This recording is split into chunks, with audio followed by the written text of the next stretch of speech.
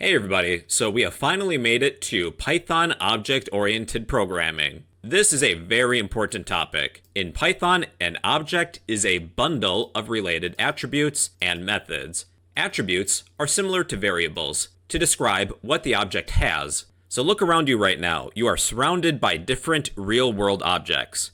Next to me I have a phone, a cup, and a book. Each of these objects can have different attributes to represent it. For example, an attribute of the phone next to me could be version number. I could set that to be 13. Is on could be another attribute. Is the phone powered on or not? That could be true or false, or even a price. I have a cup next to me. What liquid is within the cup? In this case, coffee. What's the temperature of the cup? Is the cup empty? Is empty. Or even a book. What's the title of the book? That could be a string. How many pages does the book have? Pages could be another attribute. Now, objects also have the capability to do things. They have methods, which are functions that belong to an object.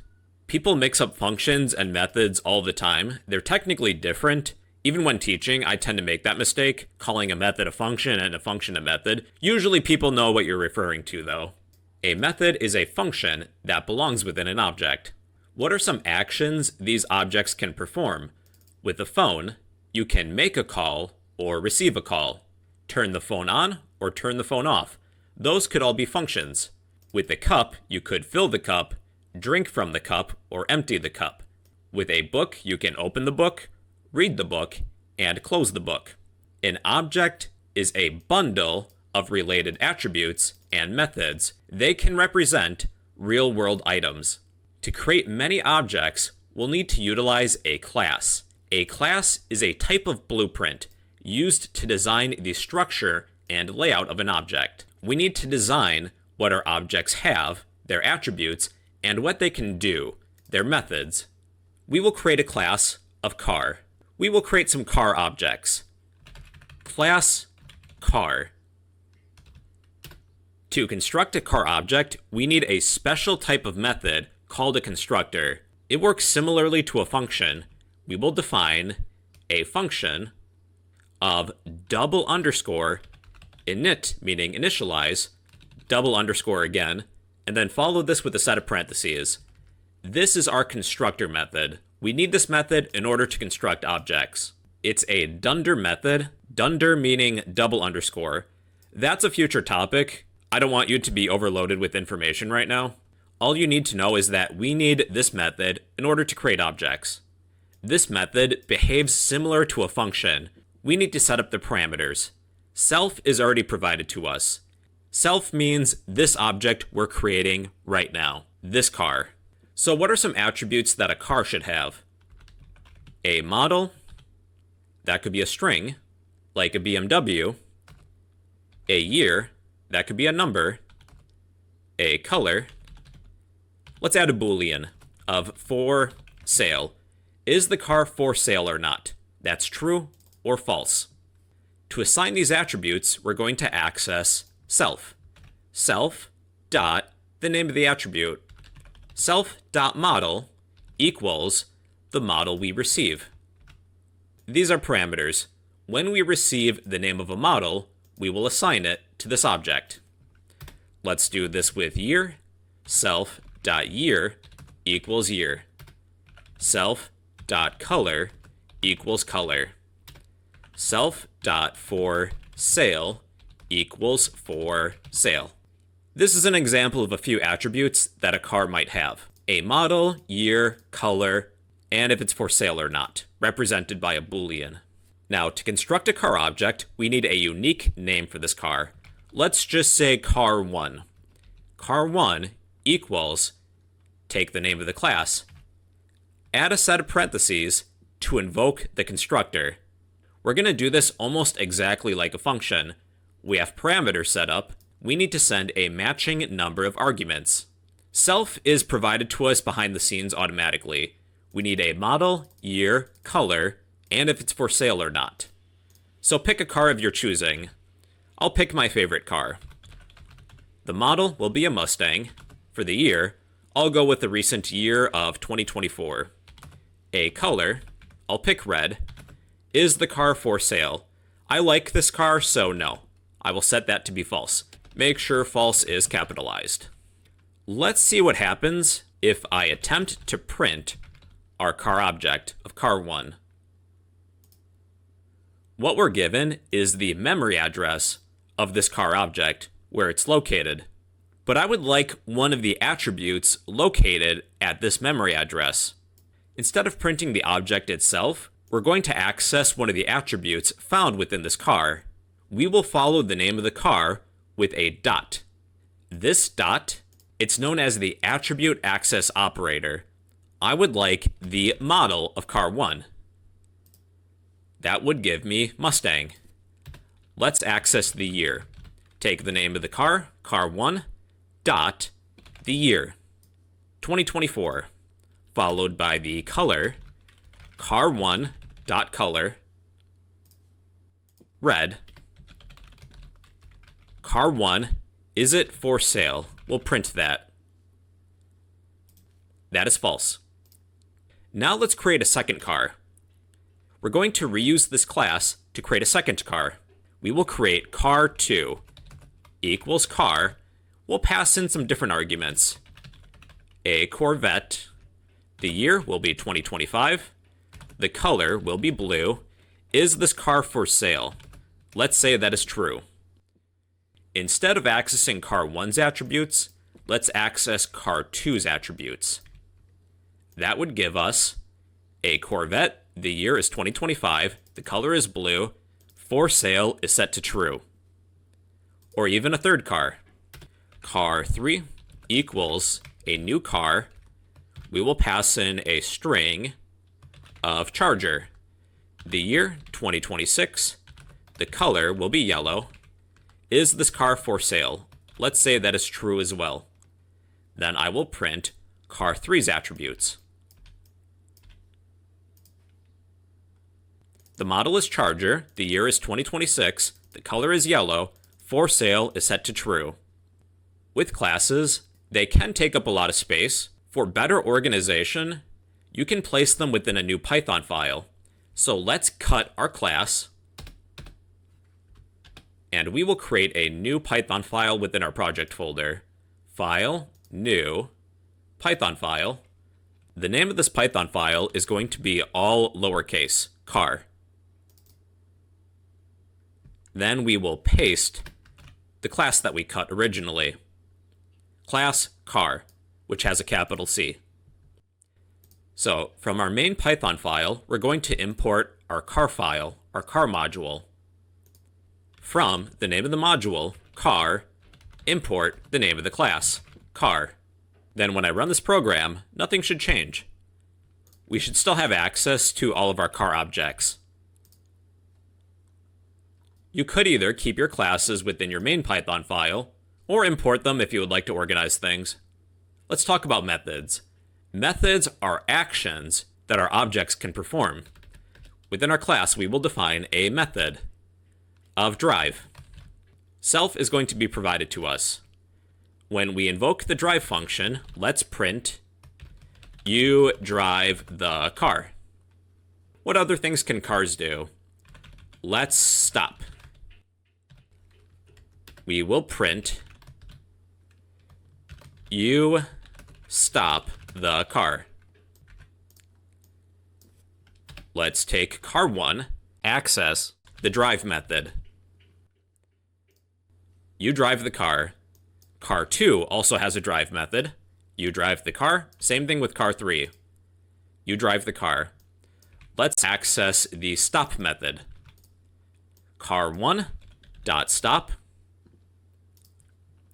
car2.stop, and car3.stop. These methods are identical for each car object. Instead of printing the word car, let's insert the model of the car. I will convert these print statements to F strings. Instead of the word car, let's add a placeholder. Let's add self.model.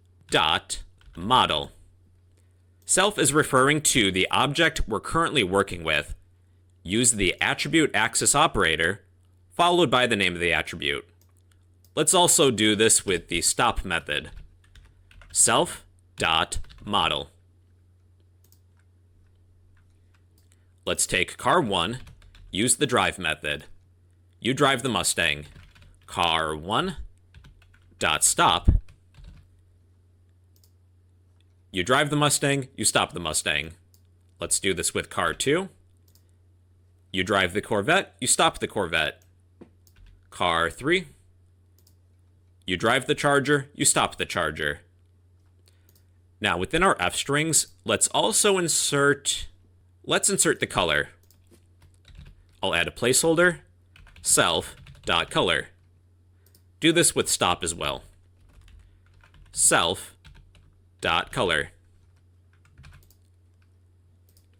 You drive the yellow Charger, you stop the yellow Charger. Car 1. You drive the red Mustang, you stop the red Mustang. Car 2.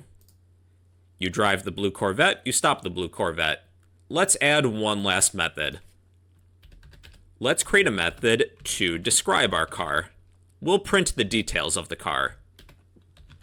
Let's print, I'll use an F string, add 3 placeholders. Let's print self.year, followed by self.color, then self.model. We'll take car 1, use the describe method that we created. Describe car 1. Car 1 is a 2024 red Mustang. Describe car 2. Car 2 is a 2025 blue Corvette. Car 3 is a 2026 yellow Charger. All right, everybody, so those are objects in Python. An object is a bundle of related attributes. Attributes are variables that an object has. And methods. Methods are functions that belong to an object. They define what this object can do.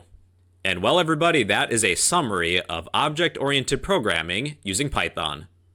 Hey everybody, today I gotta talk about class variables in Python. Class variables are shared among all instances, meaning objects, created from a class. Instance variables are defined inside of the constructor. Class variables are defined outside of the constructor. With class variables, they allow you to share data among all objects created from the class. With instance variables, each object has their own version. With a class variable, all those objects share one variable. Here's an example. We will create a class of student. We also need a constructor. When we create a student object, this constructor is automatically going to be called, but we need to pass in some arguments. We are provided with self. Self refers to the object we're currently working with. We will set up a name parameter and an age parameter.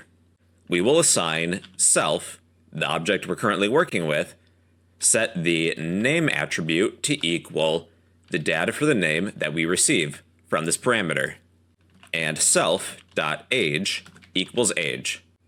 Let's construct 2 student objects. We will have student1 equals, then call the constructor for student. So type the name of the class, followed by a set of parentheses to invoke it. This will automatically call the constructor, but we have to pass in data for the name and the age. For the name, let's pass in SpongeBob, because basically everybody in the world knows who SpongeBob is. I don't know how old SpongeBob is, we'll say he's 30. We'll create another student object, which we will refer to as student2. We will call the constructor of our student class, pass in data for the name and age. Student2 will be Patrick. Patrick will be 35. Okay, let's make sure this works. Let's print student1's name followed by student1's age. And we should get SpongeBob, and his age is 30. Let's print student2's name and student2's age. Patrick is 35. Now we'll create a class variable. Class variables are defined outside the constructor, and they are shared among all objects created from that class. Each object has their own name and age property. These are instance variables. But class variables are defined outside the constructor. each object will share this one variable. So if we're working with students, let's say there is a class variable of class year. What is the graduating year of this class? 2024. Now, let's print student 1's graduating year. Print student 1 dot class year. Okay, so SpongeBob has a class year of 2024. That's when he's graduating. Let's check student 2. Patrick, his age is 35. His graduating class year is 2024. Now, with class variables, you can access them through any one object, such as student 1 or student 2. It's good practice to access a class variable by the name of the class, rather than any object created from the class. Since we're accessing class year, we'll access this class variable by the name of the class of student. Make sure the S is capital. This helps with clarity and readability.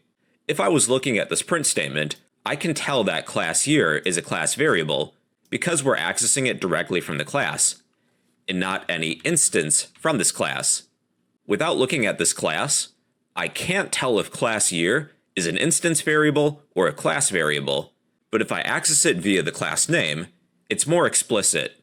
So it's good practice to access a class variable by the class name itself, and not any one instance of this class. Let's create another class variable. We'll create a class variable to keep track of how many students we have created. This class variable will be num students, meaning number of students, equals 0. So within our constructor, we can write any code that we want. This code will always be executed when we instantiate an object. I would like to take our number of students and increment it by 1 each time we construct a new student object. So instead of using self refers to the object we're currently working with. If we're constructing student 1, just imagine we're replacing self with student 1, or student 2 if we were constructing student 2.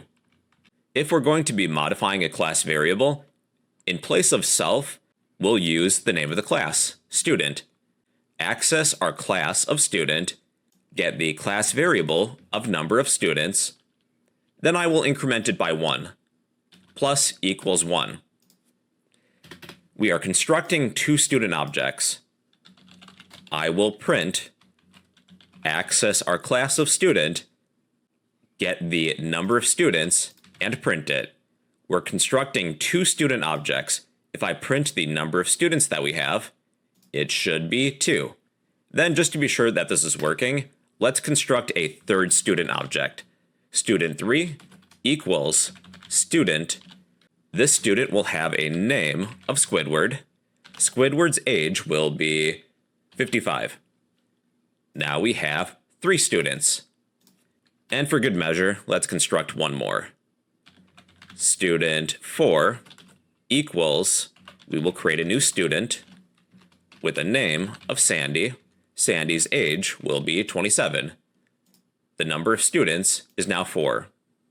Just as an exercise, using an F string, let's print the student class's class year as well as the number of students.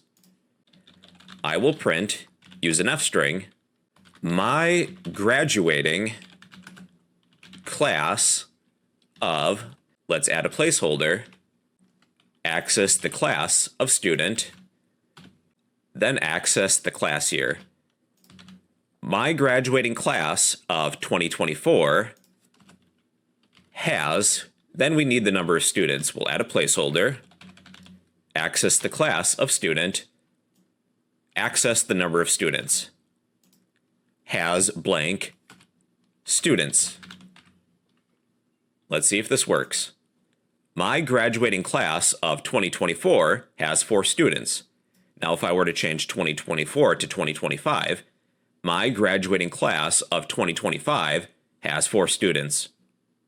Let's print the name of each student. These are instance variables.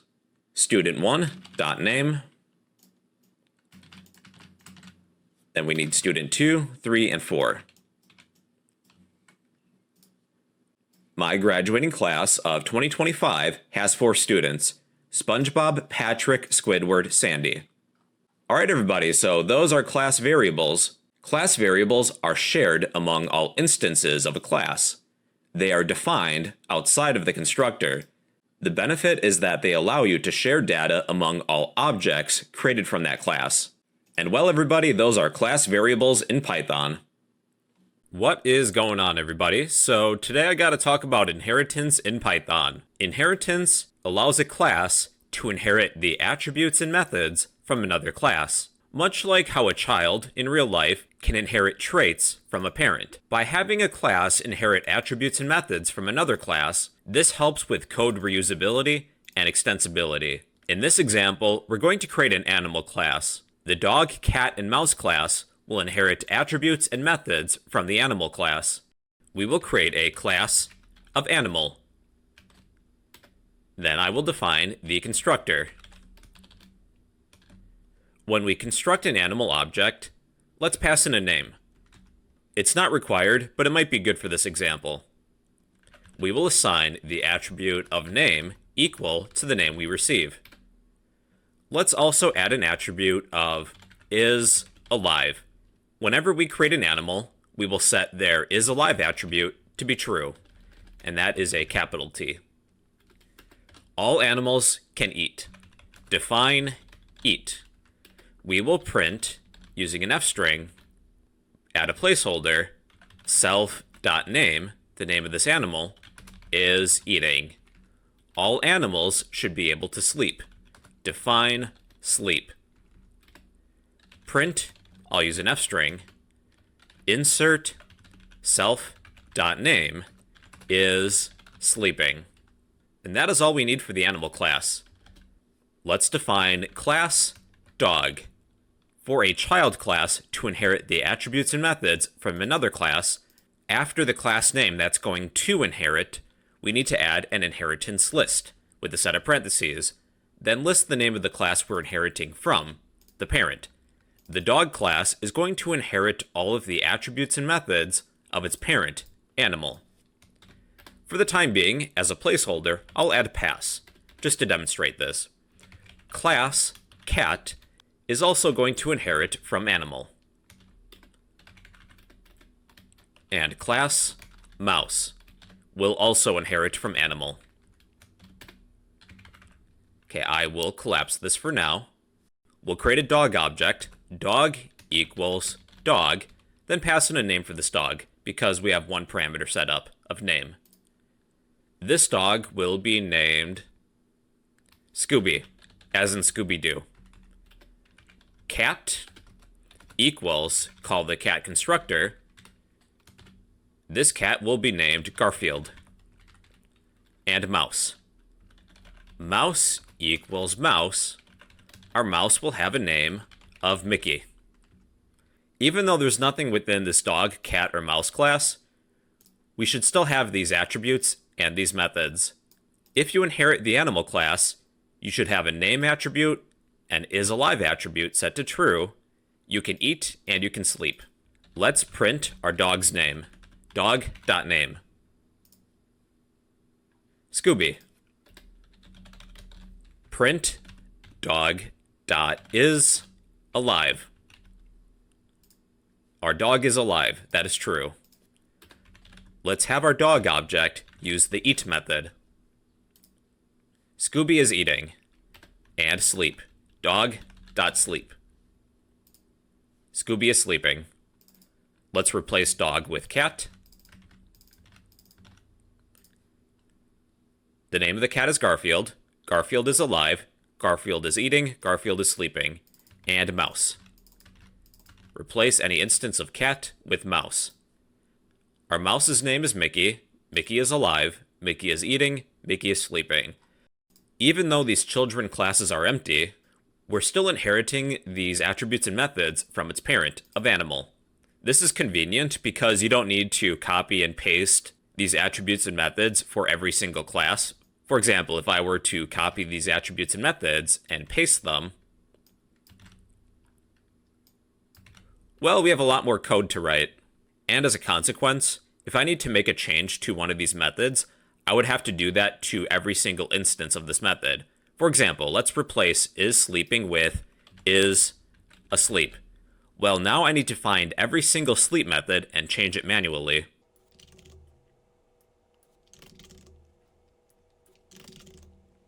It's not too bad if you only have a few classes, but imagine if you have hundreds of classes. That's going to take a lot of work. It's a lot easier to write the code once and then reuse it, and I only need to make that change in one place, rather than make that change many times. So let's change is sleeping to is asleep, and see if that works again. Mickey is asleep. Let's replace mouse with dog. Scooby is asleep. Not only that, but with children classes, they can have their own attributes and methods that are different from one another. So dogs have all these attributes and methods, and they can speak. Let's create a speak method, and I will print a unique message for dogs. Woof. Cats will also have a speak method, but it's going to be different. Cats will meow. Then for our mouse class, they will squeak. Let's have our dog speak. Woof. Let's have our cat speak. Meow. And our mouse. Squeak. Alright everybody, so that's an introduction to inheritance. Inheritance allows a class to inherit attributes and methods from another class. Much like in real life, a child can inherit traits from a parent. These are also known as sub- and superclasses, which is a topic for another day. Inheritance helps with code reusability and extensibility. If all of these children classes inherit these attributes and methods from another class, we only need to write that code once and not copy it for every single class that needs it. We can write and change the code in one place for better reusability and extensibility. And well, everybody, that is an introduction to inheritance in Python. Hey everybody, so today we got to talk about both multiple and multi-level inheritance. We'll begin with multiple inheritance. That's when a child class inherits from more than one parent class. For example, a class of C can inherit the traits from both class A and B. In Python, you can have more than one parent. Multi-level inheritance, we'll talk about near the end of this topic.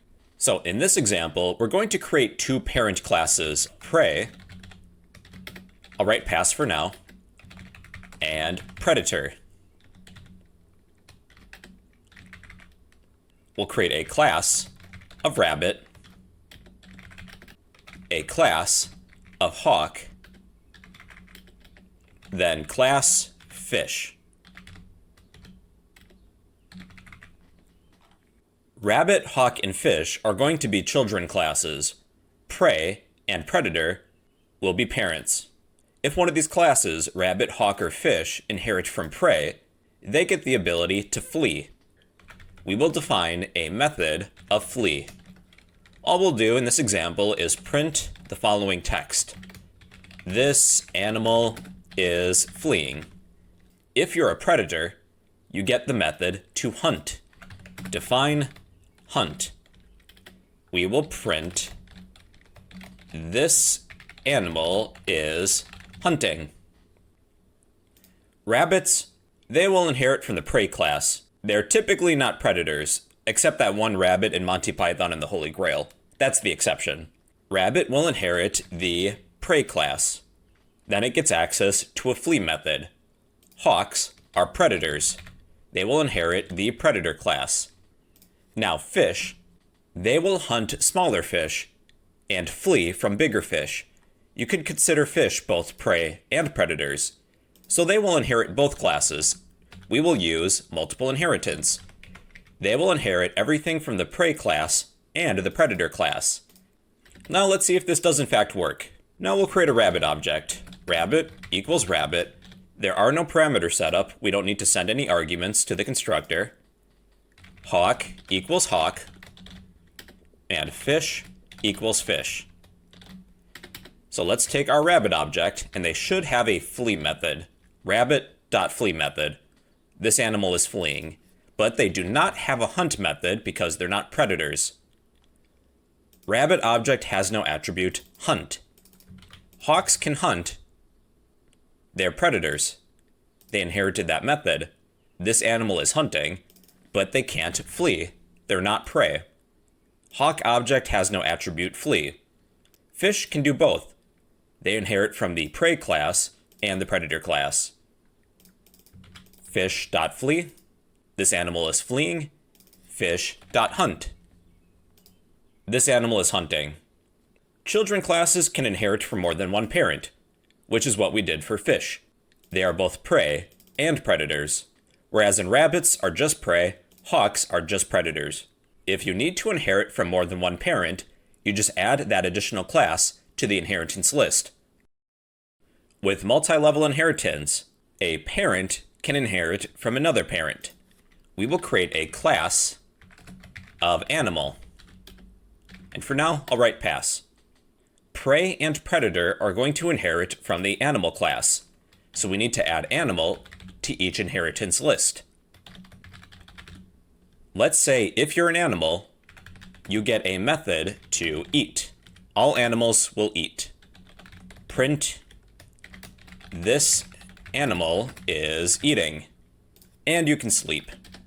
Define sleep. Print this animal is sleeping.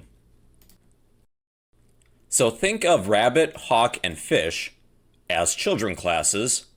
Prey and predator are those classes' parents, and animal is the grandparent. Prey and predator will inherit everything that the animal class has.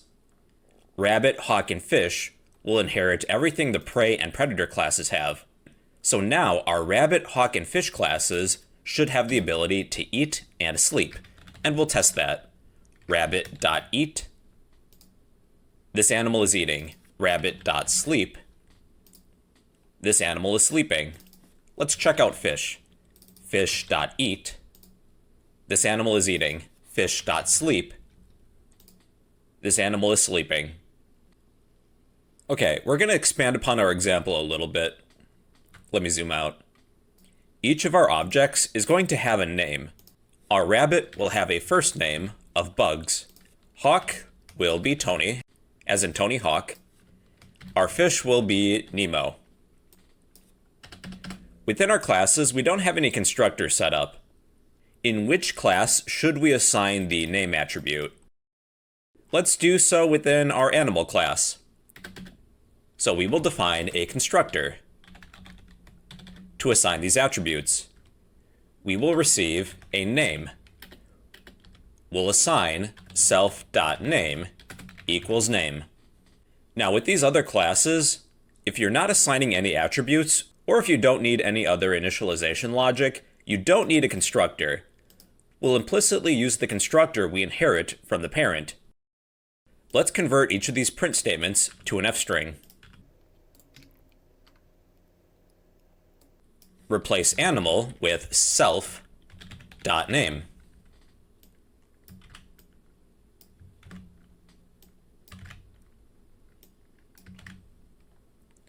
Now let's have our rabbit use the eat method. Oh, we should get rid of this.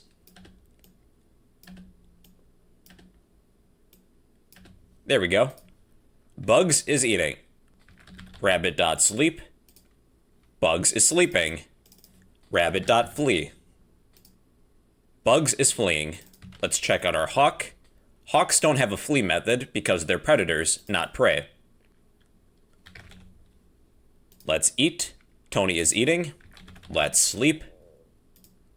Tony is sleeping. Let's hunt. Tony is hunting. Let's check our fish next. Our fish can eat. Nemo is eating. Our fish can sleep. Nemo is sleeping. They can flee. Nemo is fleeing. And hunt. Nemo is hunting. Okay, everybody, that is both multiple and multi-level inheritance. With multiple inheritance, A child can inherit from more than one parent class. You just add each additional class to the inheritance list. With multi-level inheritance, a child can inherit from a parent, which inherits from another parent. Class C can inherit from B, where Class B inherits from A. Think of C as the child, B as the parent, and A as the grandparent. C will have all the attributes and methods, even available within the grandparent class of A. And well, everybody, that is both multiple and multi-level inheritance in Python. Hey everyone, welcome back. So today I got to talk about abstract classes in Python. An abstract class is a class that cannot be instantiated on its own. Abstract classes are meant to be subclassed. They're supposed to be parents to children classes. They can contain abstract methods, which are declared but have no implementation. Abstract classes have a few benefits. We can't create an object from a class that's abstract. Abstract classes, you could say, are incomplete. We don't want to create an object that's incomplete. Also, any children that inherit from an abstract class, if there's any abstract methods, we have to implement them. So let me give you a demonstration. We're going to create a class, a vehicle. For now, I'll write pass. To work with abstract classes, we'll need to import ABC. ABC meaning abstract base classes. We need import ABC, all capital meaning abstract base class, as well as abstract method. So my vehicle class, it's going to be an abstract class. We will inherit from ABC, the abstract base class. I don't want myself or any other developers to be able to create a vehicle object. I will make this vehicle an abstract class. Also, I can add some abstract methods. These methods will be inherited by its children. To declare an abstract method, we need to use a decorator at abstract method. So what should all vehicles be able to do? Let's say go and stop. If you're a vehicle, you can go. With abstract methods, we declare them, but we don't define them. We'll define them within each of the children classes that inherit from vehicle. Let's create another abstract method. Abstract method define stop. If you're a vehicle, you can stop. All right, we have finished our abstract class, a vehicle. Just to demonstrate that we can instantiate an object from this class, let's attempt to do so and see what happens. I will attempt to create a vehicle object. Vehicle equals vehicle, and then run this. Type error, can't instantiate abstract class vehicle with abstract methods go and stop. This is good. This is what we want. Our vehicle class is incomplete. We don't want to accidentally make a vehicle object. If we were, it's kind of like the invisible boatmobile from SpongeBob. Instead, we will create some children to inherit from this class. So now we will create a class of car, which will inherit from vehicle. Car is the child, vehicle is the parent. But we are receiving a warning. Class car must implement all abstract methods. What we're saying is, hey, if you inherit from the vehicle class, you need to include these abstract methods. So I'm not going to currently. Let's just see what happens. I will attempt to create a car object and run it. Type error, can't instantiate abstract class car with abstract methods go and stop. If a class is inheriting from a parent that's abstract and there's abstract methods, we have to finish defining those methods. So within our car class, really I'll just copy this because I'm lazy. Our method is go. We will print you drive the car. We also need stop. I will print you stop the car. Okay, let's see if this works. This has run with no problems. I will have my car go, then stop. We're calling the go method, then the stop method. You drive the car, you stop the car. Let's create a few more children for the vehicle class. Class motorcycle will inherit from the vehicle class. Again, we have to implement the abstract methods found within the parent, go and stop.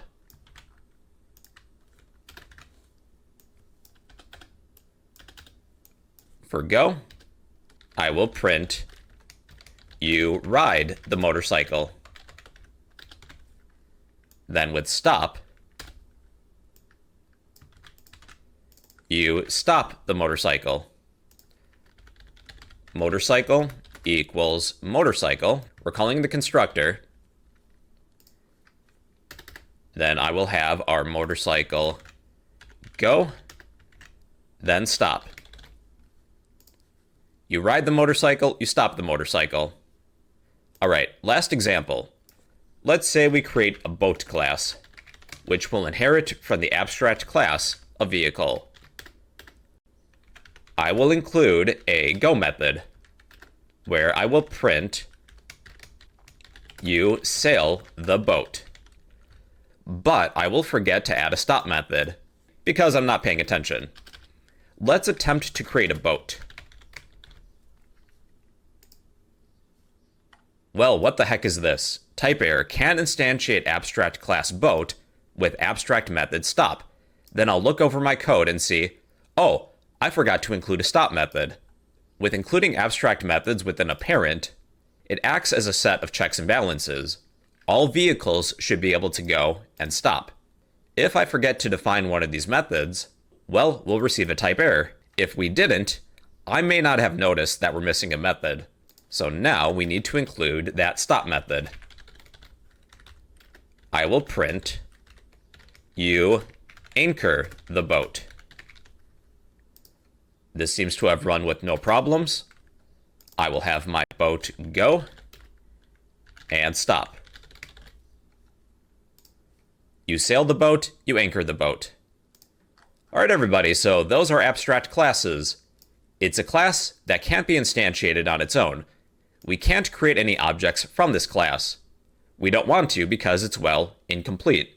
They're meant to be subclassed.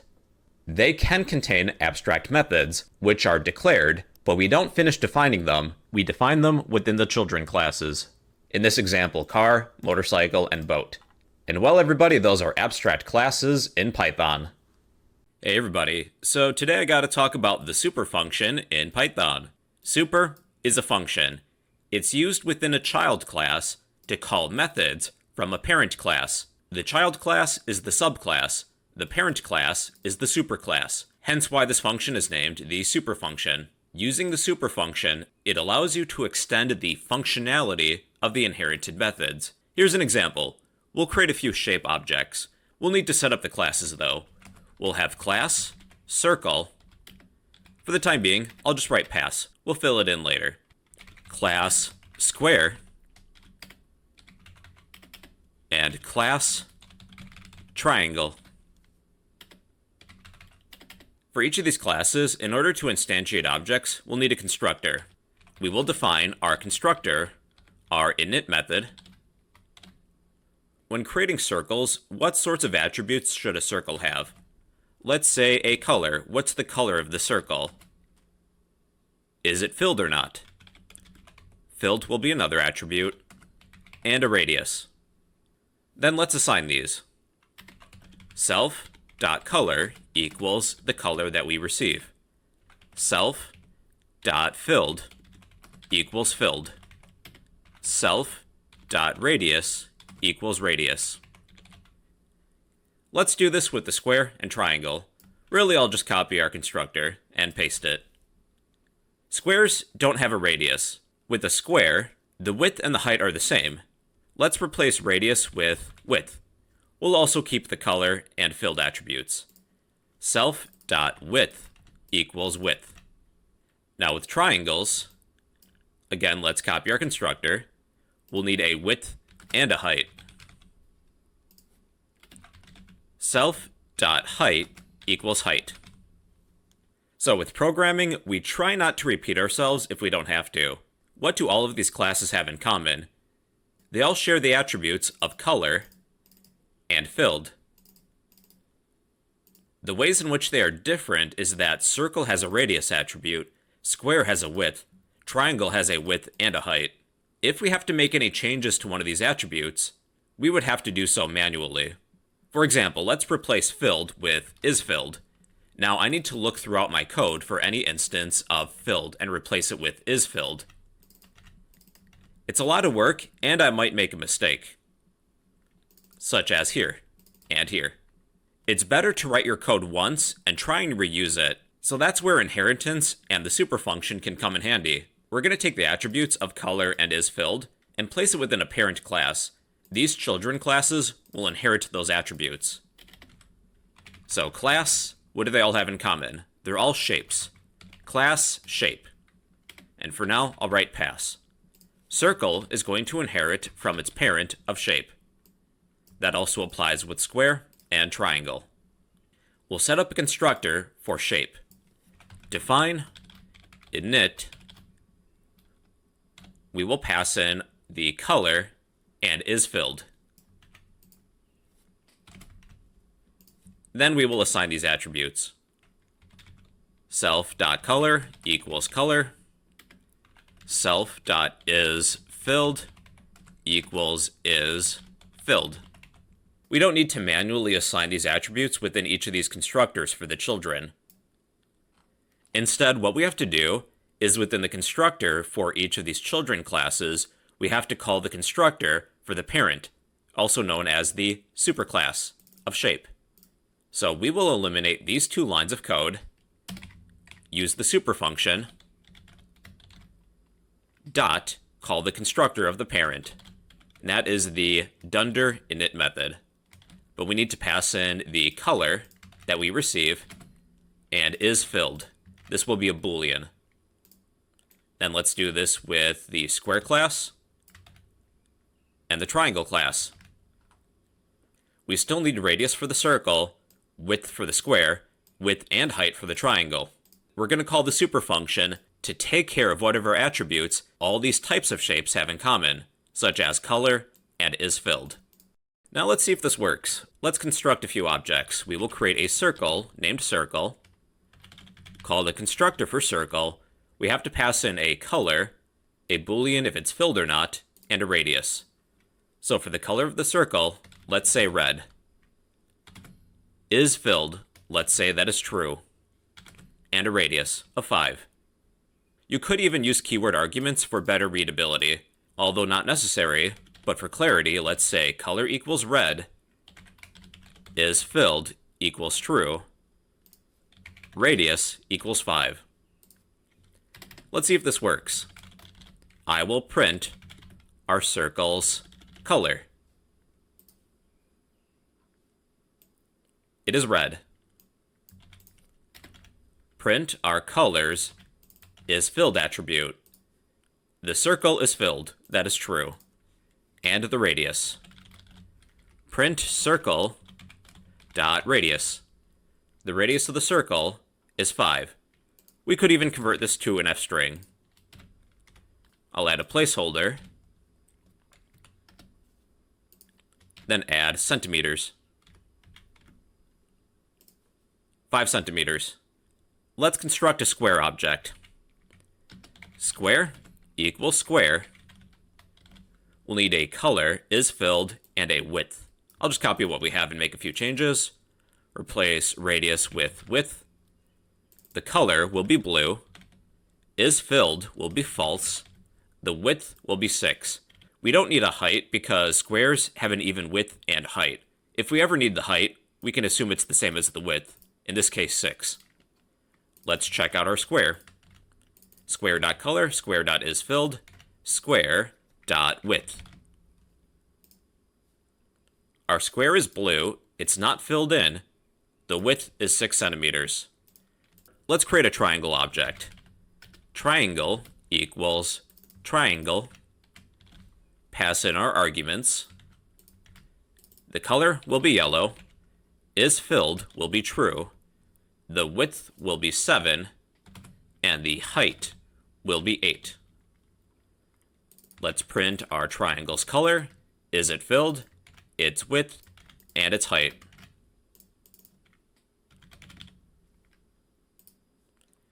Our triangle is yellow, it's filled in, the width is 7 centimeters, The height is 8 centimeters.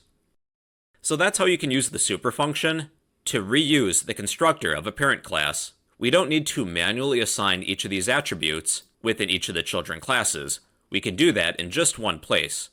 When we refer to super, imagine that we're replacing this with the parent class name, such as shape. That might be a good way to think of it. Use the constructor of the parent class of shape and pass these arguments in. What you could do as well is extend the functionality of a method. So within our shape class, let's create a method of describe. We will describe the attributes of this shape. We will print, use an f-string. When we want to describe our shape, let's say it is, add a placeholder, self.color. What is the color of this shape? And is it filled or not? And add a placeholder. We'll use a ternary operator. Print filled if self.isFilled is true. Else we will print not filled. Each of these types of shapes, circle, square, and triangle, will have access to a describe method. Let's attempt to use it. Take our circle, use the describe method that's inherited. It is red and filled. Square. It is blue and not filled. Triangle. It is yellow and filled. So then we also have method overriding. What if we create a similar method of describe within circle, square, and triangle? Let's do that. Define a describe method. Within our circle, let's calculate the area. What's the area of the circle? I'll use an f-string. It is a circle with an area of, then we'll calculate the area given the radius. To calculate the area of a circle, we can take pi, I'll just say 3.14 just to keep it simple, times the radius squared. Self.radius times self.radius. If I were to call the describe method, will we use the parent's version of describe or the child? So let's take our circle, use the describe method. The result? It is a circle with an area of 78.5. I should really add centimeters squared after that. Centimeters squared. This is called method overriding. If a child shares a similar method with a parent, you'll use the child's version and not the parent's. This is method overriding. If you would like to extend the functionality of a method from a parent, you can use the super function. Not only do I want to use the describe method of the child, I would also like to use the describe method of the parent. So within this function, we will use the super function. Access the describe method of the parent. What we're doing is extending the functionality of the describe method. It is a circle with an area of 78.5 centimeters squared. The circle is red and it's filled. Or you could change up the order. Let's use the parent class's describe method and extend the functionality with our own print statement. It is red and filled. It is a circle with an area of 78.5 centimeters squared. Let's finish this with the square and triangle classes. I'll copy what we have for the describe method within the circle class, but we'll make a different calculation. Describe the square. It is a square with an area of take self.width times self.width. The height and the width are going to be the same if it's a square. Then describe our triangle.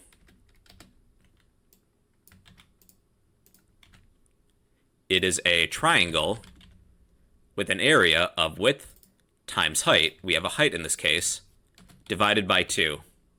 We've already described our circle. Let's describe our square. It is a square with an area of 36 centimeters squared. It is blue and not filled. Let's describe our triangle. It is a triangle with an area of 28.0 centimeters squared. It is yellow and filled. Alright everybody, that is the superfunction. It's used in a child class to call the methods from a parent class, also known as the superclass. It allows you to extend the functionality of the inherited methods. Within a child class, you could use it within a constructor to assign any attributes that all of its siblings have in common, such as color, or if that shape is filled. When used within any other method, you can extend the functionality of that method. Not only are we printing this message from the parent, we're tacking on another print statement before that. And well everybody, that is the superfunction in Python. What is going on everybody? So today I gotta talk about polymorphism in Python. Polymorphism is a programming concept. It's a Greek word that means to have many forms or faces. Poly means many, morph means form. In programming, an object can take one of many forms. There's two ways to achieve polymorphism. One is through inheritance. An object could be treated of the same type as a parent class. There's also duck typing, which we'll talk about in the next topic. In this video, we're more focused on inheritance. What we'll do in this video is create a class of shape. We'll write pass as a placeholder. We will create a class of circle, which will inherit from shape. Again, writing pass. Class square inherits from shape. Class triangle, which inherits from shape. If I was to create a circle object, circle equals circle. Our circle identifies as a circle, and since our circle class inherits from the shape class, our circle is also considered a shape. It has two forms. It's a circle and it's a shape. But our circle isn't a square or a triangle. That could also apply to our square class. Our square is a square. Our square is also considered a shape, but our square is not a circle or a triangle. Those are two possible forms for our square. It's a square and a shape. So let's say we would like to create a list of shapes. What do they all have in common? Well, they're all shapes. A descriptive name for this list would be shapes equals an empty list. I will instantiate a circle object, a square object, and a triangle object. Our circle is a circle and a shape. Our square is a square and a shape. Our triangle is a triangle and a shape. Each of these objects has two forms, or two faces. Let's fill in some of these classes. Let's say that with our shape class, we will define an area method. Define area. I'm going to turn this into an abstract method. I'll just write pass. To work with abstract classes, we need to import that. From ABC, import capital ABC, as well as abstract method. Preceding the area method, I will add a decorator of abstract method. Our circle, square, and triangle classes, they're all considered shapes. They inherit from this class. We need to define an area method for each, since they're all considered a shape. Every shape has an area. With our class of circle, let's define a constructor. Define init. We will pass in one argument, a radius. What is the radius of the circle? Assign an attribute of radius equals the radius we receive. Let's do this with square. Define init one parameter, the length of a side, self.side equals side. Then triangle. Define init. We have two parameters, base and height. Self.base equals base, self.height equals height. Alright, now let's finish defining these area methods for each class. We will return 3.14 times self.radius to the power of 2. So given a radius, that's how to calculate the area of a circle. Then with our square, define area, we will return self dot side to the power of 2. Then with our triangle, define area, return self.base times self.height times 0.5. Now we have to pass in some arguments. For our circle, we need a radius. I'll pick 4. For the square, the length of a side will be 5. Then our triangle, the base will be 6, the height will be 7. We're going to write a loop to iterate through our shapes. For every shape in shapes, then we're going to print for every shape, call the area method. And that would give me these numbers. If you would like, you can format the output. I'll just use an F string. I'll add centimeter squared.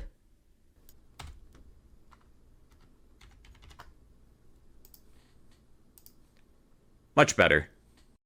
What if we were to create a class that's completely unrelated to shapes? I will create a class of pizza.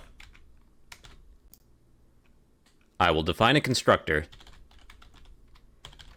To construct a pizza object, we need a topping and a radius. What is the radius of the pizza? Self.topping equals topping. Self.radius equals radius. Within my list of shapes, I'll add a pizza object. But I have to pass in a topping, such as pepperoni. And what is the radius of the pizza? Let's say 15 centimeters. So our pizza class doesn't have an area method. Here's what happens when I run this. We get an attribute error. Pizza object has no attribute area. Our pizza object is considered a pizza, but it is not considered a shape. It does not inherit from the shape class at the top here. You know what? A pizza is circular. It could be considered a circle. So how about this? Let's take the pizza class. It will inherit from the circle class. And within our circle class, we're already assigning the radius to the radius attribute. So instead of doing that here within the constructor for our pizza class, let's call the superconstructor. Super, which refers to the parent, use its constructor, then pass in the radius we receive. Let's see if this works now. That does. Here is the area of our pizza. Our pizza is considered a pizza. It inherits from the circle class, so it's also considered a circle. And our circle class inherits from the shape class. Our pizza has 3 forms.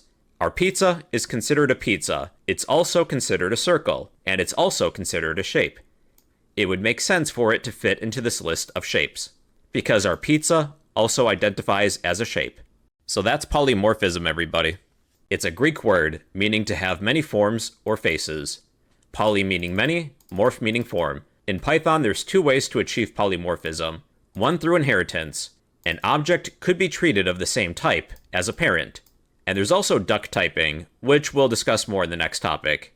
Stay tuned for that. And well, everybody, that's polymorphism in Python. Hey everybody, so today I gotta talk about duck typing in Python. Duck typing is another way to achieve polymorphism besides using inheritance. Objects can be treated as if they're a different type, as long as they meet the minimum necessary attributes and methods required of them. It follows this adage: if it looks like a duck and quacks like a duck, it must be a duck.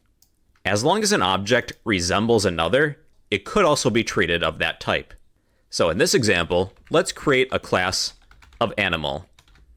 We will have a class attribute of alive. If you're an animal, you will have an attribute of alive. You're a living creature. Let's create a class of dog. The dog class will inherit from the animal class. They will inherit the alive attribute. Let's also define a speak method. If you're a dog, you gain the ability to speak. We will print woof. Then we'll create a cat class. Class cat inherits from animal. For the speak method, we will print meow. Let's create a list of animals. What do these two classes have in common? They both could be considered animals. Let's create a list of animals. We will construct a dog object and a cat object. If I was to write a for loop for every animal in my list of animals, have each animal use its speak method, which will result in the dog going woof, the cat going meow. They're both speaking. What if we add a class that has nothing to do with animals? Like class car.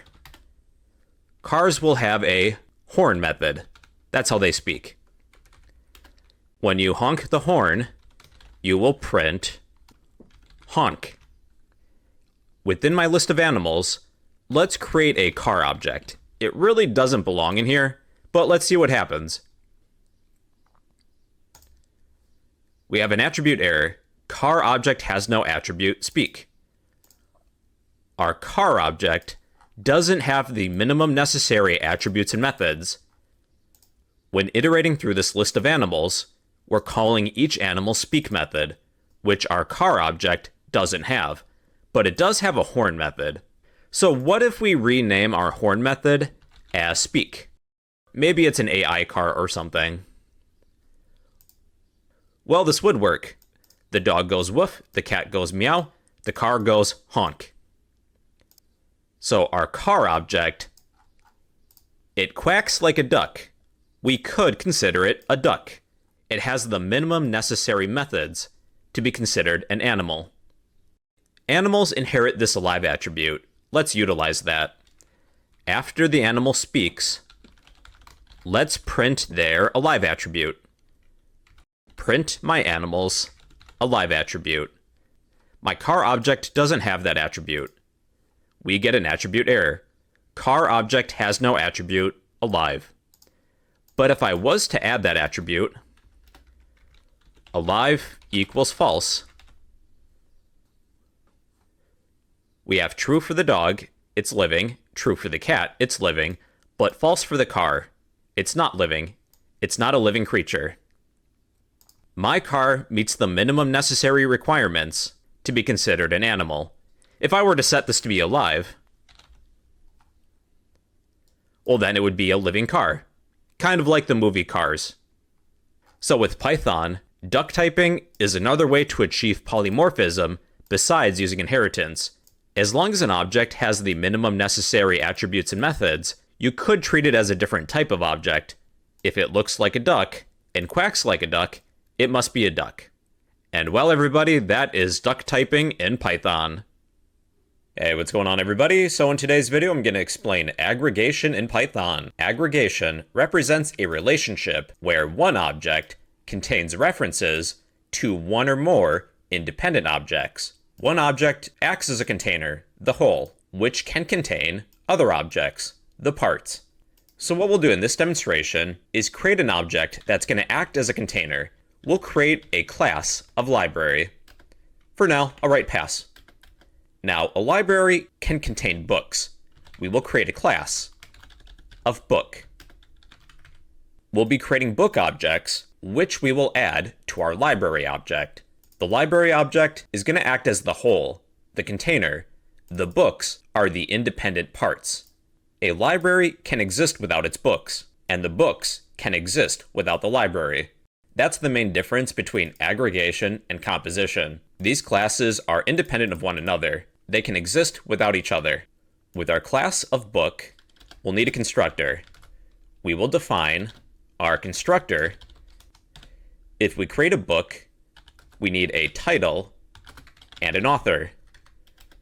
We will define a title attribute equals the title that we receive, and self.author equals the author that we receive. That's all we need for the book class. Now with the library class, we will also need a constructor. Define init. For our library, we need a name for the library. For example, the New York Public Library. Self.name equals the name that we receive. Let's construct our library object first. Library equals library. We need to pass in a name for this library. Let's say New York Public Library. So this should run with no problems. Then we'll create a few books. Let's say book 1 equals, call the book constructor. We have to pass in a title and an author. So pick a few books. I will pick Harry Potter. Harry Potter and the Philosopher's Stone, but I don't want to type the whole title. Let's just say Harry Potter ... The author of this book is J.K. Rowling. Okay, let's create another book. Book 2 equals book. For my next book, I'll pick The Hobbit. The author is J.R.R. Tolkien. Then book 3 equals book. We need a title and an author. I will pick The Color of Magic by Terry Pratchett. We have no problems when running this.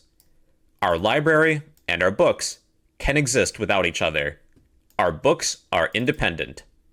So now where aggregation comes in, our library object will contain our book objects. One way in which we can handle this is that within the constructor for our library, let's create an attribute of books. This will be an empty list. We'll need a way to add these books to our list of books. We will define a method of add book. But we have to pass in a book object when we call this method. We're going to access self.books. It's a list. Lists have a built-in append method. We will append our book to our list of books. Let's see if this at least runs. We're going to take our library, call the addBook method that we defined, then pass in our book object of book 1. Then let's do this with book 2 and book 3. And this is run with no problems. Our books can exist independently of our library. Our library object is just containing them. It's housing these books. Now, if I would like to print all the books in my library, I could create a method to do that. Let's define a method of list books. There will be no parameters besides self. I'm going to return a list comprehension for every book in self.books. Remember that books is a list. For every book in books, let's return an F string where we display the book's title and the book's author. Display book.title, the word by, book.author. Okay, let's see if this works. First, I'm going to print the library's name. Print library.name, New York Public Library. Then I'm going to print access the library objects list books method. And here's my list of books. Although I'm going to reformat this so it looks better, I'll use a for loop. For every book in access our library objects list books method, this will return a list. We can iterate through it. For every book in the list of books, print each book. All right, here's our library's name and each book in our list of books. All right, everybody, so that's aggregation. It represents a relationship where one object, the whole, contains references to one or more independent objects, the books. They can exist without one another. And well, everybody, that is aggregation in Python. All right, everybody, so today I got to talk about composition in Python. As we've discussed in the previous topic, Aggregation is a relationship where one object contains references to other independent objects. They have a has-a relationship. Composition, on the other hand, is when the composed object directly owns its components, which cannot exist independently. They have a owns-a relationship. Aggregation has things. Composition owns things. Kind of like you're renting or you're owning something. In this example, we'll create three classes. A class of engine, a class of wheel, and the composed object is going to be class car. Within our car class, we will construct some engine and wheel objects. We'll begin with our engine class. We'll need a constructor. We'll define that. Define init. Let's say that with an engine, we need a horsepower. What is the power of the engine? Self.horsepower attribute equals the horsepower that we receive.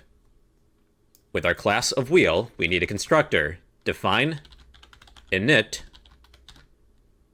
Let's add a size attribute. What is the size of the wheel? Self.size equals size.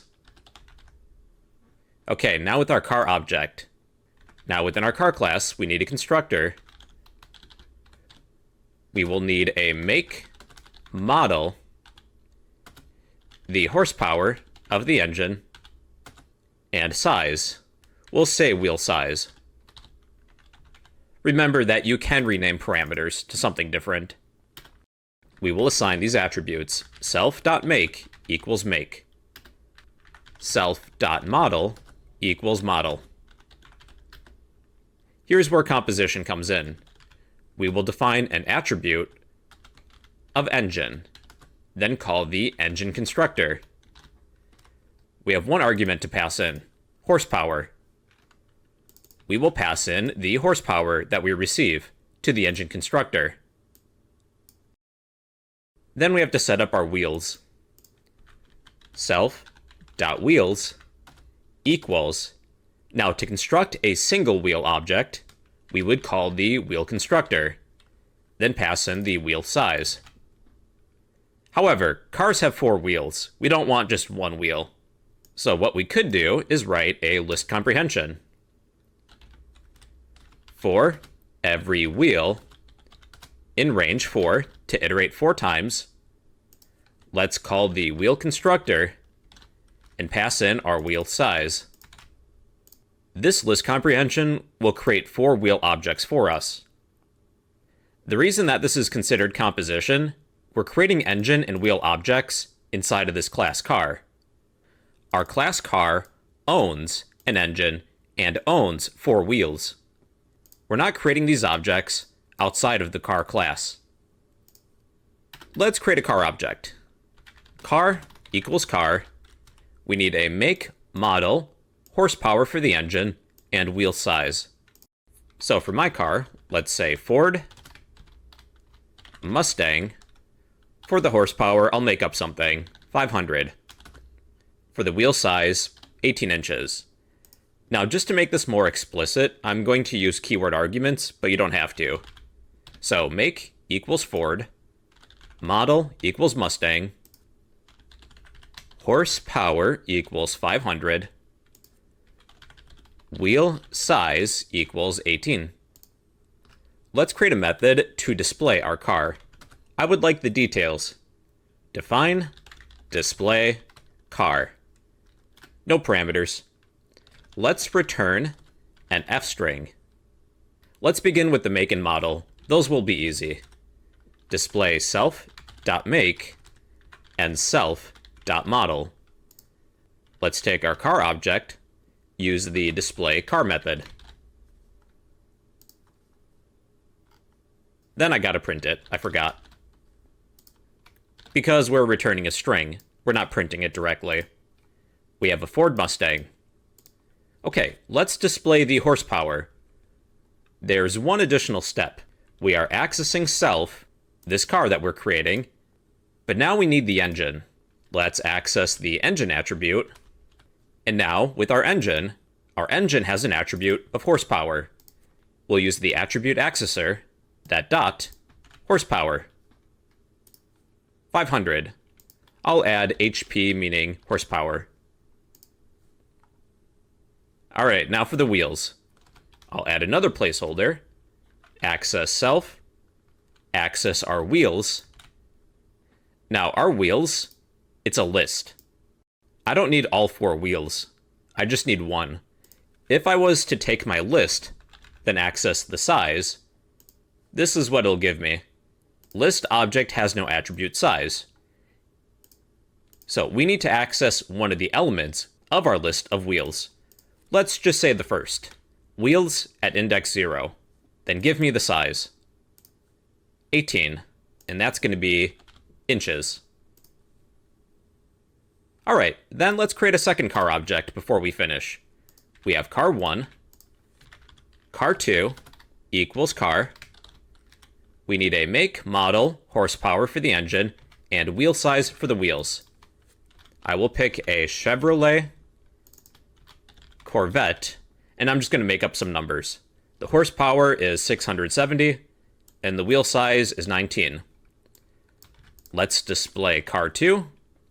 Car 2, called the display car method. We have a Chevy Corvette with horsepower of 670. The wheel size is 19 inches.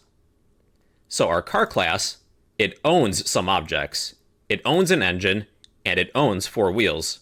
That's why composition is different from aggregation. If I were to delete these 2 cars, this engine and the 4 wheels would stop existing. Whereas in our library example in the last video, if I was to delete the library object, the books would still exist. All right, everybody, so that's composition. It's where a composed object, our car, directly owns its components. Our car owns an engine, and it owns 4 wheels. We're creating them within the class. And well, everybody, that's composition in Python.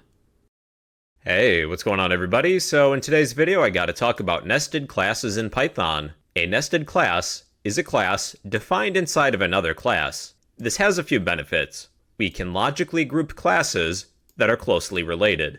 We can encapsulate private details that aren't relevant outside of the outer class. And also, it helps keep our namespace clean. It reduces the possibility of naming conflicts. So for example, let's say we have 2 classes both named employee. Within this class, I'm just going to print something. This is the first class. Then let's copy our employee class, paste it again. This is the second class. We have a naming conflict. We have 2 classes with the same name. If I were to run this program, we will execute both. This is the first class, this is the second class. It is fairly noticeable that we have 2 classes with the same name, but with Python, we do a lot of importing and exporting of large files. We may not realize there's a name conflict. One concept that'll help us avoid naming conflicts is the use of nested classes. Let's say we have employees for a company and another set of employees for a nonprofit organization. I could write something like this. We'll create a class of company. Within this class of company, we will have an inner class of employee. With our second employee class, we will create an outer class of nonprofit. This is perfectly fine. We can have 2 classes with the same name, as long as they're within different scopes. These 2 employee classes might have different attributes, depending on who they work for. If they work for a company, they might have one set of attributes. If they work for a nonprofit, they might have a different set of attributes. So by using nested classes, this helps keep the namespace clean. We can reuse this employee class because they have different scopes. Now, what we're going to do in this example, is create some employee objects that belong to a company object. As a placeholder for now, I'll write pass within the employee class. With our class of company, let's define a constructor. Do pay attention to the indentation. We are within the company class, but not the employee class. This constructor is for the company object we're going to create. If we construct a company object, we need a company name, such as the Krusty Krab. I will assign self.company company name equals the company name that we receive. We are also going to declare an attribute of employees. This attribute will be an empty list. We will append employee objects to our list of employees. Then we will create a method to add employee. We will need a name, meaning name of the employee, and a position. What's their job? For now, I'll write pass. We'll get back to this later. And I will define a method of list employees. And again, I'll write pass. Okay, let's be sure that our company name works. I'm going to create a company object, company equals company, but I have to pass in a company name. I will pick the Krusty Krab. Then, just to be sure that this works, I will display our company's company name attribute. That would give me the Krusty Krab. So we know that that works. Within our employee class, let's define a constructor. Define init. We need a name and a position. Self.name equals name. Self.position equals position. Let's create one more method of define get details. We will return the details of an employee. All we're going to do is return an f string, add two placeholders. We will return self.name and self.position. All right, now within our add employee method, we will construct a new employee object equals. Now, if we're going to access this inner class of employee, we're going to prefix self. Self meaning this company object that we're currently working with. We need the class of employee, then we'll call the constructor. But we have to pass in a name and a position. When we receive a name and a position, we will pass that to the employee constructor.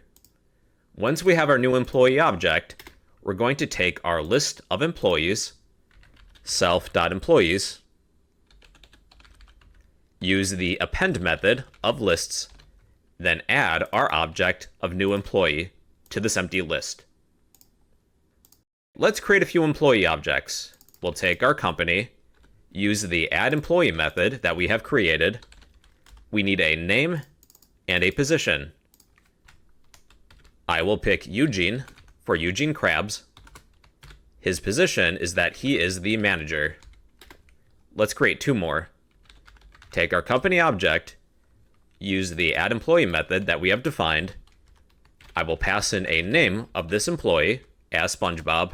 His position is that he is a cook. Then we have Squidward.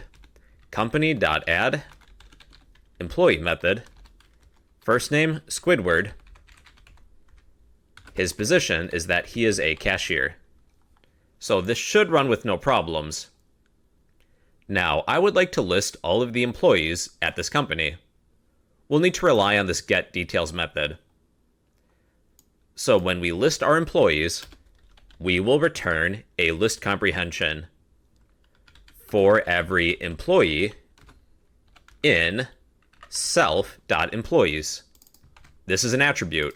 It's a list of employee objects. It is iterable. Take each employee that we're iterating through, call the get details method, and return it. Now, if I was to take my company, then call the list employees method. Whoops, I forgot to print it. We will print each employee's name and their position. However, I think this would look better if we were to use a for loop. For every employee in, take our company, call the list employees method. During each iteration, we will print each employee.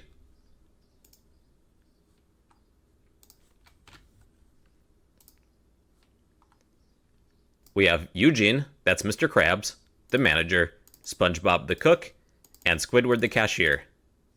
To demonstrate the reusability of classes, let's create a second company object that has its own employees. Let's rename company as company1. Then we will create company2. Company2 equals, call the company constructor. My second company will be the chum bucket. We'll take company2, then add 2 employees. Company2.add employee. We will pick Sheldon. Sheldon is the manager. Company2.add employee. Karen will be the assistant. For every employee in company2, list the employees. During each iteration, print the current employee. We have Sheldon, that's Plankton's first name, he's the manager, and Karen is his assistant. Alright everybody, so those are nested classes. It's a class defined inside of another class. You have an inner class and an outer class. A few of the benefits is that we can logically group classes that are closely related, such as having employee objects within a company object. We can encapsulate private details that aren't relevant outside of the other class. We may have no need to create employee objects outside of this class, and by using nested classes, it helps keep the namespace clean. It reduces the possibility of naming conflicts. With another type of organization, we could create another inner employee class.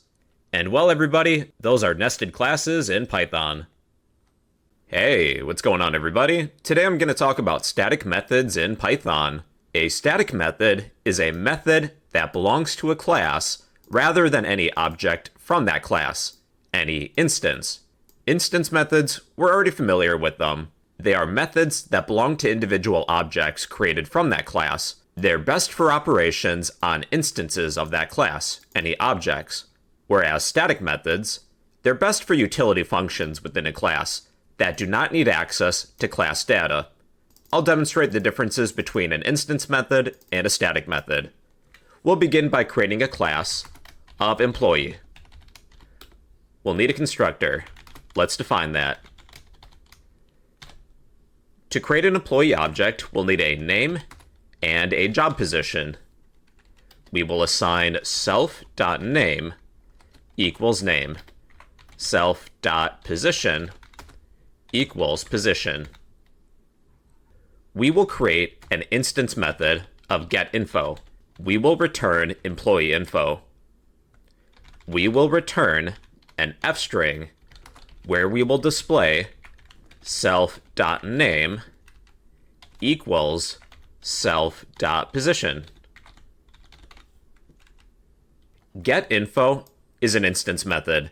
Each object that we create from this class will have their own getInfo method to return the information on that object, the object's name, and the object's position. Now we'll create a static method. To create a static method, we need a decorator of static method. Static methods are best for general utility functions within a class. We'll define a method to check to see if a job, a position, is valid, which we will name isValidPosition. So static methods, they don't have self as the first argument. We're not working with any objects created from this class. To check to see if a position is valid, we will pass in a job position, which I will name as position. I will create a list of valid positions. Let's assume that our company is the Krusty Krab. What are some valid positions? A manager is a valid position, a cashier, a cook, then let's say a janitor. Then we will return, we'll use a membership operator. Check if position that we receive is in our list of valid positions. What we have done is that we have created a static method. we don't need to rely on any objects to use this method. For example, to use a static method, we will use the name of the class, rather than any object that we create from this class, such as this. We don't need to do that. We type the class name, followed by the static method, is valid position. Then I did set this up to accept one argument.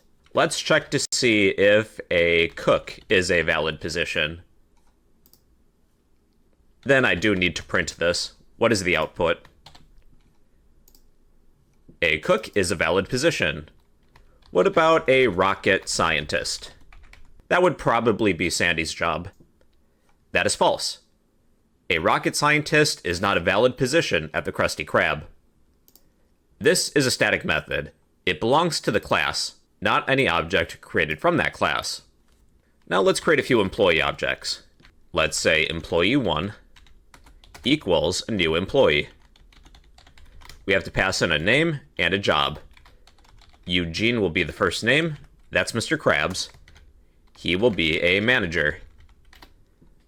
Employee2 equals employee.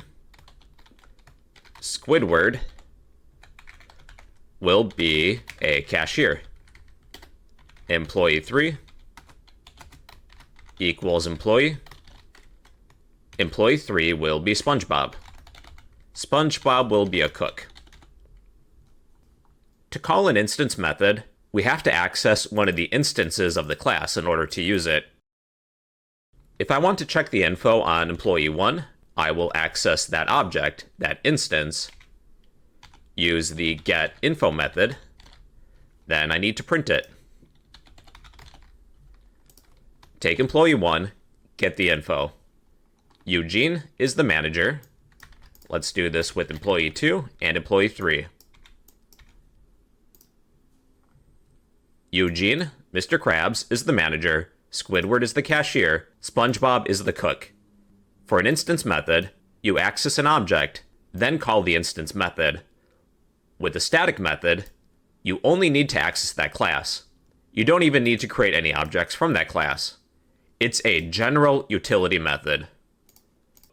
Alright everybody, those are static methods. They're a method that belongs to a class, rather than any objects created from that class. They're usually used for general utility functions that do not need access to class data. And well everybody, those are static methods in Python. Hey, what's going on people? So today I gotta talk about class methods in Python. A class method allows operations related to the class itself. They take CLS as the first parameter, whereas instance methods will take self. Self refers to any object created from that class. CLS, meaning class, refers to the class, not any objects. Here's an example. We will create a class of student. We'll need a constructor to construct some student objects. All students will have a name and a GPA. Self.name equals name. Self.gpa equals GPA. We will also create a class variable for this demonstration of count. We will count how many students we create. Whenever we construct a student object, we will access the class of student, take our count variable, increment it by 1. Whenever we create a student object, increase count by 1. I will create an instance method of getInfo. Instance methods have self as the first parameter. We're referring to the object we're currently working with. I will return an f-string where we will display the student's name and their GPA. Self.name, self.gpa. I'll add a comment that this is an instance method. Now to create a class method, to work with class data, we will declare a class method with a class method decorator. Class method. What we're going to do is define a method to get the count, the class variable of count. this method will be called getCount. Rather than self as the first parameter, we'll be working with a class, CLS, meaning class. I will return an f string, total number of students, add a placeholder, CLS count. Let's test this. To call a class method, you take the name of the class, followed by the class method, getCount. And then we do need to print this. What is the count of my current students? Total number of students is 0. Let's create a few student objects. We will create student1 equals, call the student constructor. We have to pass in a name and a GPA. Let's say that the name is SpongeBob. SpongeBob has a GPA of 3.2. We'll create 2 more students. Student 2, student 3. Student 2 will be Patrick. Patrick has a 2.0. Then Sandy. Sandy's smart. In fact, she's a genius. She has a perfect 4.0. Now let's count the number of students. Total number of students is 3. When we call this class method, we can access or modify class data, this class variable of count. Rather than using self, we use CLS for the class. Let's create one more class method. This time I'll calculate the total GPA of all my students. We'll need a class variable to hold that data. Let's say total GPA equals 0. Whenever we construct a student object, we will access our class of student, get the total GPA, then add plus equals this student's GPA that we have just created. Basically speaking, the total GPA, this variable, is going to accumulate all of the GPA of every student and store it as a sum. To find the average, we're going to divide it by the count, the number of students. We'll do that within a class method. To create a class method again, we need to use the class method decorator. I will define a method of getAverage GPA. The first parameter is CLS for class. I will check if CLS count, the count variable of my class, is equal to 0. That means if we have no students. If that's the case, if there's no students, we're going to return 0. Because otherwise we're going to divide by 0 and we'll get an error. Else we're going to return an f string. Follow this formula. We're going to take the total GPA of my class, class.totalGPA, divided by class.count, the number of students we have. That's how to calculate the average GPA. After getting the count of the number of students, to access a class method, we take the name of the class, student, call the class method, getAverageGPA. Then I will print it.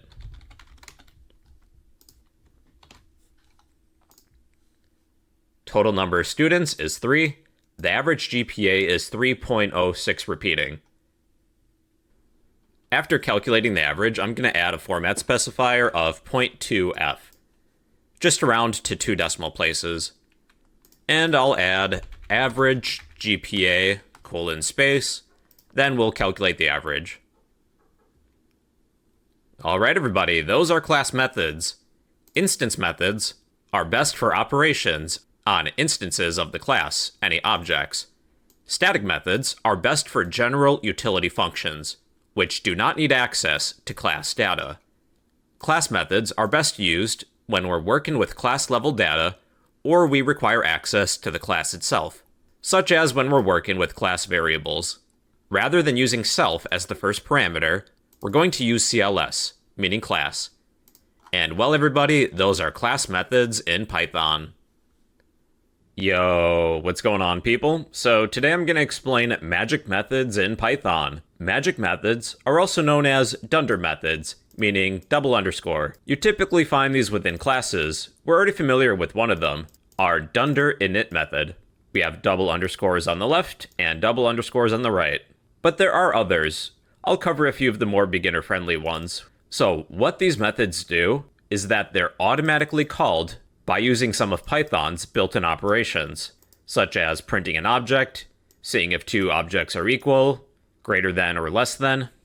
When we use many of Python's built-in operations with objects, we can define and customize the behavior of those objects.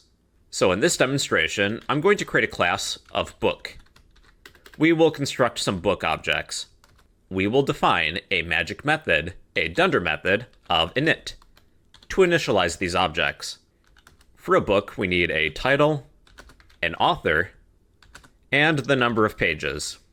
We'll say num pages. Self.title equals title. Self.author equals author. Self.number of pages equals number of pages. When we call the class of book, we are automatically calling dunder init. So let's create a book object. Book1 equals book. We need a title, an author, and number of pages. So since we're dealing with this topic of magic methods, I'll pick some fantasy-related books. For my first book, I'll pick The Hobbit. That's the title. The author is J.R.R. Tolkien. The number of pages is 310. So for my next book, book 2, I will pick Harry Potter and the Philosopher's Stone. The author is J.K. Rowling. The number of pages is 223. Then we have book 3. For my third book, I will pick The Lion, The Witch, and The Wardrobe. The author is C.S. Lewis. The number of pages is 172. Okay, here are my 3 book objects. When we call the class of book and pass in arguments, we will call the dunder init method. It's a magic method. It's automatically called behind the scenes. Within this magic method, we can define and customize the behavior of objects. And in this example, we're just assigning the attributes of title, author, and number of pages. That is one built-in operation of Python. What would happen if I was to print book 1 directly to the console? Here's what happens. Well, we're given a memory address. Here's book 2 and book 3. Well, we can customize this behavior. We will use the dunder string method. Double underscore, str meaning string, double underscore again. We have one parameter of self. Instead of returning a memory address, we can customize this behavior. Let's instead return an f string. I'll add 2 placeholders. We will display self.title, the title of the book, by self.author.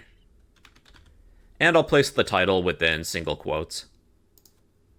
Now let's print book 1. We have The Hobbit by J.R.R. Tolkien. Let's print book 2. Harry Potter and the Philosopher's Stone by J.K. Rowling. And book 3. The Lion, the Witch, and the Wardrobe by C.S. Lewis. So that is dunder string. We can return a string representation of the object when we print it directly to the console. Here's another dunder method. We can check to see if 2 objects are equal. I will print is book 1 equal to book 2. That gives me false. If they were to have the same title, the same author, and the same number of pages, then Python would say they're not equal still. So let's customize this behavior. We will define a method of dunder equals, which is just eq. For parameters, we have self, the first book we're examining, in this case book 1, and other. Other means the other book. We're examining 2 objects for equality.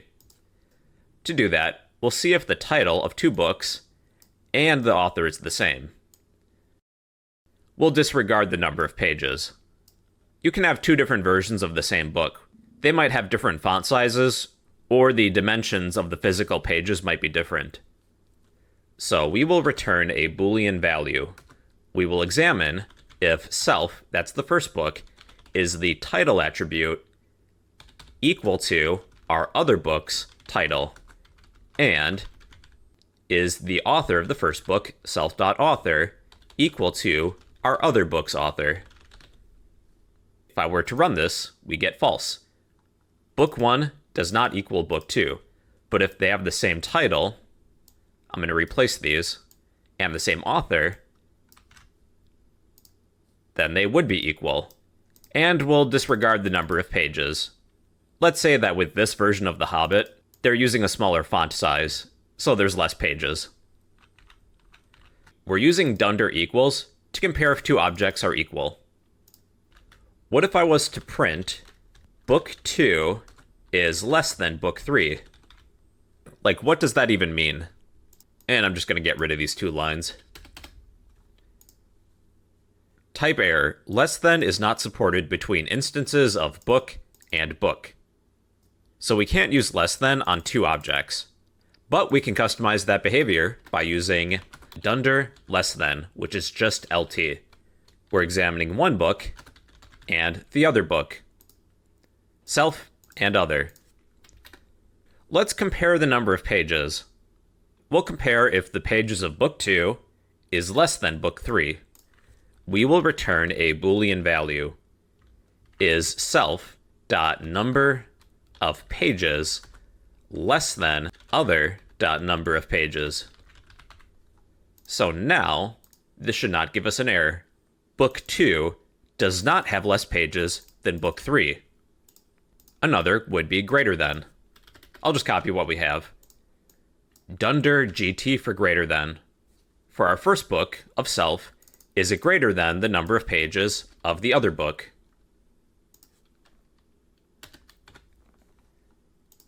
Well, that's true. The number of pages of book 2 is greater than book 3.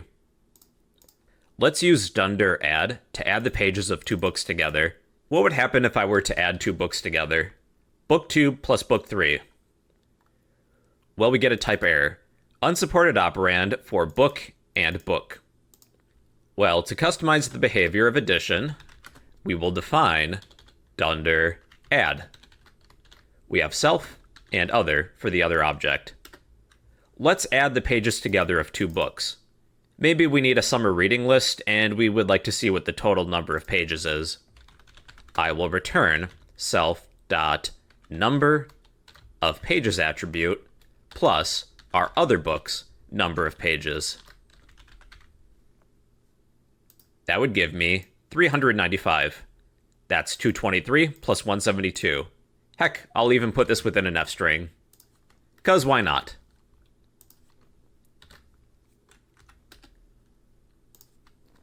Then I will add the word pages. 395 pages. Within an object, we can search for a keyword within one of the attributes. So let's find the word lion within book 3. To do that, I would write a statement like this. Lion in book 3.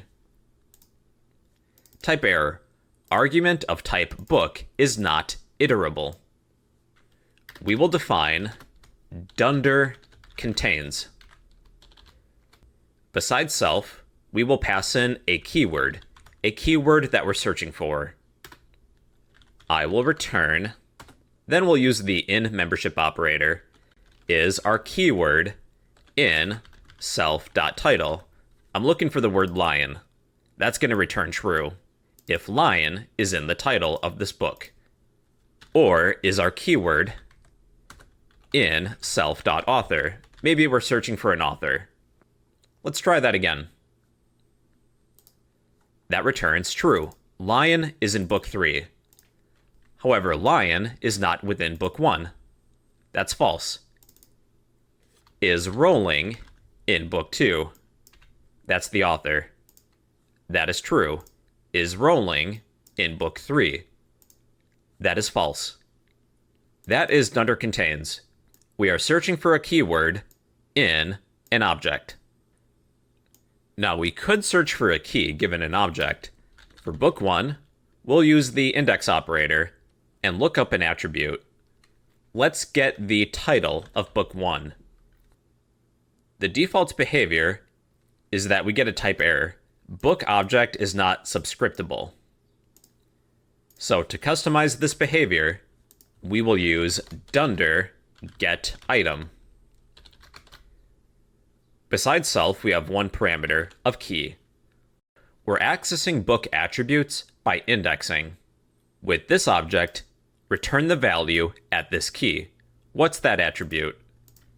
We will check if our key that we receive is equal to title, which it is in this case.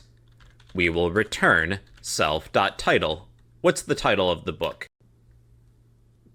So that would give me The Hobbit. Here's book 2 and book 3. What if the key is author? None. We didn't set that up yet. If key is equal to author, then return self.author. The author of book 3 is C.S. Lewis. 2 is J.K. Rowling. Book 1 is J.R.R. Tolkien. What about number of pages? Num pages. Well, we're not set up for that yet. I'm going to turn this into an else if statement. Else if key is equal to num pages, then we will return self.num pages. The number of pages in book 1 is 310. Book 2 is 223. Book 3 is 172. What if there is no key? Otherwise, if there is no matching key, I'll add an else statement. Let's return an f string key placeholder. Our key that we pass in as an argument was not found. What do books not have? Well, they don't have audio, I guess, unless it's an audio book. Is there a key of audio in book 3? There is not. Key audio was not found. And I'll place that within single quotes. Much better. Alright everybody, so those are magic methods, also known as dunder methods, meaning double underscore. They are automatically called by many of Python's built-in operations. They allow developers to define or customize the behavior of objects when we use those built-in operations. And well everybody, those are magic methods in Python. Hey everybody, so in today's video I got to talk about the property decorator in Python. The property decorator allows us to define a method as a property. We can access it like it's an attribute. One of the benefits is that when reading, writing, or deleting attributes, we can add additional logic. The property decorator gives us a getter method to read, a setter method to write, and a deleter method to delete when working with attributes. In this example, we'll create a class of rectangle. We need a constructor. Let's define that. When constructing a rectangle object, we will need a width and a height. We will assign the attribute of width equal to the width that we receive when constructing this object. Self.height equals height. Let's construct a rectangle object. Rectangle equals rectangle. We need to pass in a width and a height. Then I will print my rectangle's width, rectangle.width, and the height, rectangle.height. With my rectangle, the width is 3, the height is 4. Using the property decorator, when reading these attributes of width or height, I can write some additional logic.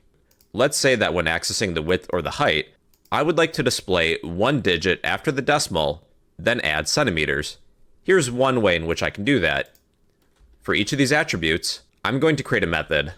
We will define a method of width, no parameters besides self, For now, I'll write pass and define height. Preceding each of these methods, I will use the property decorator. So at property. Now, when accessing the width or the height, will be returned with whatever's within these methods of width and height. But there's one change we're going to make to these attributes. We'll set these attributes to be private. Prefix each of these attributes with an underscore. This tells you and other developers that these attributes, they're meant to be protected. They're internal. We shouldn't access the width or the height directly outside of this class. Technically, we could. I will access the internal version of width and height. We get 3 and 4, but we do have a warning. Access to a protected member width of a class. That applies to height as well. Our width and our height are only meant to be used inside of this class. If we need to get the width and the height, we will do so through these getter methods, provided by the property decorator. So when accessing the width, let's return an f string. I will access self.private width, add a format specifier to display one digit after the decimal, 0.1f, followed by centimeters. We'll do this with the height as well. We will return self.privateHeight. So now when we access the width or the height, we will do so using these getter methods. If I access these private width and height attributes instead, again, they will be 3 and 4. It's kind of like they're raw. These attributes are meant to be used internally, inside of the class. So that's the point of a getter method. We can add additional logic when reading one of these attributes when we try to get them. We can also add setter methods if we would like to set or write these attributes. Here's how. Let's take our width. We will create a decorator of @width.setter. When attempting to set the width, we will do so using this method. We will define our method name of width. We will have one parameter, a new width. We don't want the parameter name to be the same as the method name. That's why we're naming it something different. When setting the width, let's check to see if the new width is greater than 0. If so, we will take self.privateWidth equals our new width. Else, let's print something. Let's print width must be greater than 0. And let's do this with the height. Height.setter, define height. Pass in a new height. If our new height is greater than 0, assign self.privateHeight equals the new height. Else print height must be greater than 0.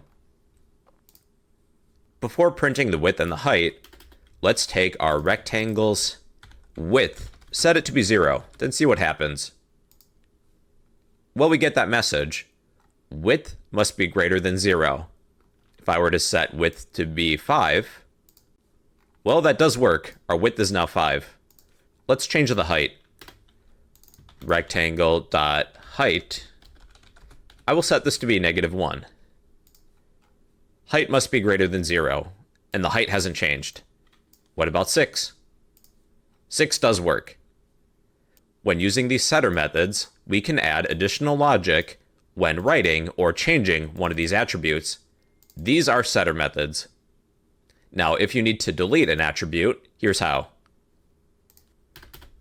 There is a delete keyword. We will delete our rectangle's width and delete our rectangle's height. In this series, we really won't be using the delete keyword, but you should still know that it exists. So we will create a deleter method. Take one of the attributes, in this example width, we will create a deleter method.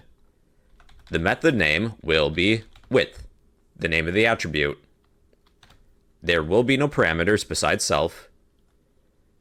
We will delete self.privateWidth. Then let's print something just to confirm that this was deleted.